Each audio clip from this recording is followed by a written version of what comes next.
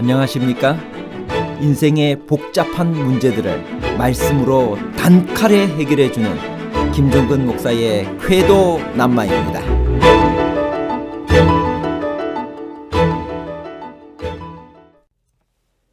옷이 날개다라는 말이 있습니다.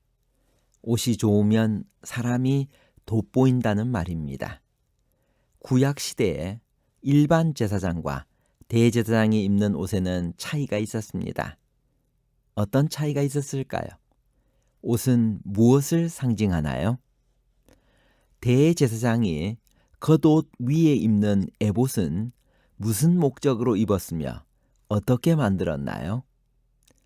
제사장들이 입는 옷은 평범한 옷이었나요? 아니면 예수 그리스도의 품성을 대표하는 구별된 의상이었나요? 평범한 옷과 구별된 의상에 관한 복잡한 문제를 하나님 말씀의 가르침으로 명쾌하게 해결해 드리겠습니다. 레위인과 일반 제사장과 대제사장의 봉사와 입는 옷에는 무슨 차이가 있나요? 출애굽기 39장 1절. 그들이 여호와께서 모세에게 명하신 대로 청색, 자색, 홍색 실로 성소에서 섬기기 위한 정교한 옷을 만들고 또 아론을 위한 거룩한 옷을 만들었더라. 레위 지파는 성소 봉사를 위해 구별되었으나 레위 자손 중에서도 오직 아론의 후손만 제사장으로 구별되었으며 제사장 중에서 대제사장이 선택되었습니다. 레위 자손은 제사장을 보조하여 성소 봉사를 했으나 결코 성소의 장막 안으로는 들어갈 수 없었습니다. 평상시에 그들의 봉사는 뜰에 한정되었습니다. 제사장들은 성소의 뜰과 성막의 첫째 칸에서 봉사를 수행했습니다. 제사장들은 제사를 드리고 향을 사르고 등불을 켜고 이동시 성전 기구들을 덮어 운반하도록 준비하였으며 레위인을 지휘하고 감독하고 오직 대제사장만이 1년에 한 번 지성소에 들어갈 수 있었습니다. 일반 제사장의 예복은 흰 세마포로 만들어졌으며 통으로 짰습니다. 그것은 그의 발에까지 늘어졌고 청색, 자색, 홍색 실로 수놓은 흰 세마포 띠로 허리를 둘렀습니다. 그리고 세마포 2건을 썼습니다. 대제사장의 옷은 일반 제사장의 옷과 다를 뿐 아니라 훨씬 화려하고 돋보였습니다. 그들의 옷은 금실을 넣어 직조했고 보석으로 인하여 광채가 났습니다. 대제사장은 보통 제사장이 입는 세마포로 짠 의복 외에 역시 통으로 짠 푸른 의복을 그 위에 입었습니다. 옷자락 둘레에는 금방울이 달려 있었고 청색, 자색 그리고 홍색의 석류 무늬가 수놓여 있었습니다. 이 밖에 금색, 청색, 자색, 홍색과 백색으로 된 짧은 겉옷인 에봇이 있었습니다. 그것은 같은 색깔로 아름답게 만들어진 띠로 묶도록 되어 있었습니다. 제사장들이 입는 옷은 평범한 옷이었나요? 아니면 예수 그리스도의 품성을 대표하는 구별된 의상이었나요? 시대소망 709페이지. 제사장들이 입는 모든 것은 완전하고 흠이 없어야 했다. 이 아름다운 제사장의 공식 의상들은 크신 원형이신 예수 그리스도의 품성을 대표하였다. 의복과 태도에 있어서나 말과 생각에 있어서 완전함만을 하나님께서 받으실 수 있었다. 하나님은 거룩하시니 그분의 영광과 완전함이 지상 봉사에서 나타나야만 한다. 완전함만이 하늘 봉사의 신성성을 올바르게 나타낼 수 있다. 유한한 인간은 죄를 뉘우치고 겸손한 정신을 나타내므로 자신의 마음을 찢어야만 하였다. 하나님께서 이것을 분간하실 수 있으시다. 그러나 제사장의 예복은 찢지 말아야만 했는데 그 이유는 이렇게 하는 것이 하늘의 사물에 대한 표상을 훼손하기 때문이다. 찢어진 예복을 입고 감히 거룩한 직무에 나아가 성전 봉사에 임하려는 대제사장은 스스로 하나님과의 관계를 끊는 것으로 간주되었다. 대제사장은 자기 의복을 찢어서는 안 되었습니다. 레위인의 율법에 의하면 그것은 사형에 처할 행위였습니다. 어떤 환경이나 어떤 경우에도 제사장은 그의 예복을 찢지 못하게 되어 있었습니다. 왜냐하면 그 옷이, 제사장의 그 옷이 예수 그리스도의 흠없는 품성을 대표하기 때문이었습니다. 대제사장이 겉옷 위에 입는 에봇은 무슨 목적으로 입었으며 어떻게 만들었나요? 출애굽기 39장 2절. 그가 또 금실과 청색, 자색, 홍색 실과 가늘게 꼰 배실로 에봇을 만들었으며, 에봇은 두 부분으로 된 제사장의 겉옷 또는 조끼로서 하나는 가슴을, 다른 하나는 등을 덮어 어깨 바지 둘로 이를 함께 묶고 에봇 위에 매는 띠라는 띠를 허리에 맸습니다. 그것이 허리띠처럼 몸을 둘러 에봇의 두 부분을 제자리에 붙들어 매었습니다.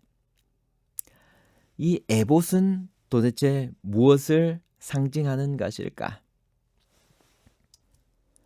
에봇은 금실과 청색, 자색, 홍색 실과 가늘게 꼰 배실로 공교히 짜서 지었으며 그것에 견대 둘을 달아 그 두 끝을 연하게 하고 호마노 두 개를 대제사장의 어깨에 놓아 에봇을 연결하고 고정시키게 했습니다. 이와 같이 호마노 두 개에는 이스라엘 아들들의 이름이 그들의 나이 순서대로 각 6개씩 새겨져 있었습니다. 이 이름들이 새겨진 호마노를 어깨에 메고 다닌 것에도 깊은 뜻이 있습니다. 이런 양을 되찾은 목자는 기쁨에 못 이겨 그것을 어깨에 메고 집에 와서 벗과 이웃을 모아 즐겼습니다. 목자의 어깨는 안전과 보호가 있는 곳입니다. 그리스도의 어깨에는 정사를 메었고 또 다윗 집의 열쇠를 그의 어깨에 두셨습니다. 그리스도의 어깨는 정권과 힘이 있는 곳입니다.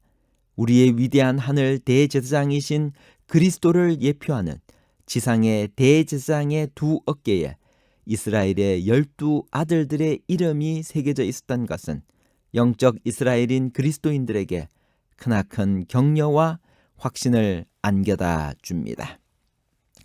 대제사장의 에봇에 붙어있는 흉패는 어떻게 생겼으며 흉패를 입는 목적은 무엇인가요? 출애굽기 39장 8절. 그가 또 흉패를 공교히 짜되 에봇과 같은 모양으로 금실과 청색, 자색, 홍색 실과 가늘게 꼰 배실로 하였으니.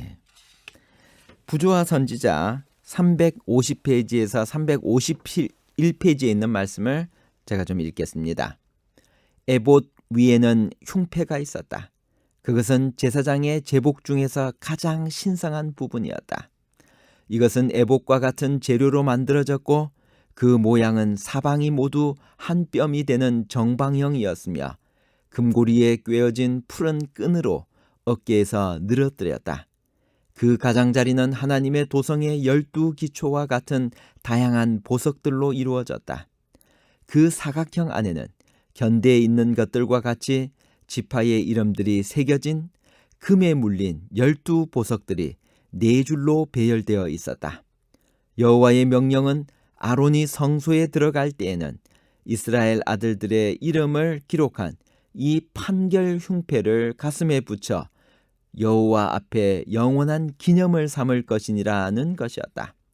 그와 같이 크신 대제사장이신 그리스도께서 죄인을 위하여 아버지 앞에서 그분의 피로 탄원할 때 회개하고 믿는 각 영혼의 이름을 그분의 마음에 지니신다. 시편 기자는 나는 가난하고 궁핍하오나 주께서는 나를 생각하신다고 말한다. 흉패의 좌우에 찬란하게 빛나는 두 큰 보석이 있었다. 이것들은 우림과 둠림으로 알려져 있었다. 그것들로 말미암아 하나님의 뜻이 대제사장을 통해서 알려졌다. 여호와 앞에 결정을 구하는 문제가 제출되었을 때 빛이 바른 쪽에 있는 보석을 둘러싸면 그것은 하나님께서 동의 혹은 승인하신다는 뜻이며, 구름이 왼쪽 보석을 둘러싸면 그것은 거부 또는 불찬성의 증거이다. 대제사장의 관은 흰 세마포 2건으로 만들었으니 거기에 여호와께 성결이라고 새긴 금판이 청색 끈으로 매여 있었다. 제사장들의 복장과 태도에 관한 것은 무엇이든지 하나님의 거룩하심과 그분에 대한 예배의 신성함과 그분의 앞에 나아가는 사람들에게 요구되는 성결함을 깨닫고 보는 사람에게 감명을 줄 만한 것이라야 하였다. 마지막 왕 같은 제사장으로 살아가야 될 우리들에게 우리가 반드시 지켜야 할 옷은 무엇을 상징할까요? 계시록 16장 15절. 보라, 내가 도적같이 오르니 누구든지 깨어 자기 옷을 지켜 벌거벗고 다니지 아니하며 자기의 부끄러움을 보이지 아니하는 자가 복이 있도다. 여기서 자기 옷은 믿음과 품성에서 견고하게 남아있으며 전적으로 하나님께 충성하는 것, 품성의 옷을 잃어버리지 않고 지키는 것을 상징합니다. 혼인 예복은 그리스도의 의를 상징한다고 실물교훈 310페이지에 말씀하셨습니다. 결론입니다. 첫 번째, 대제사장의 옷은 일반 제사장의 옷과 다를 뿐 아니라 훨씬 화려하고 돋보였습니다. 두 번째, 제사장의 예복은 찢지 말아야 했는데 그 이유는 이렇게 하는 것이 하늘의 사물에 대한 표상을 훼손하기 때문입니다.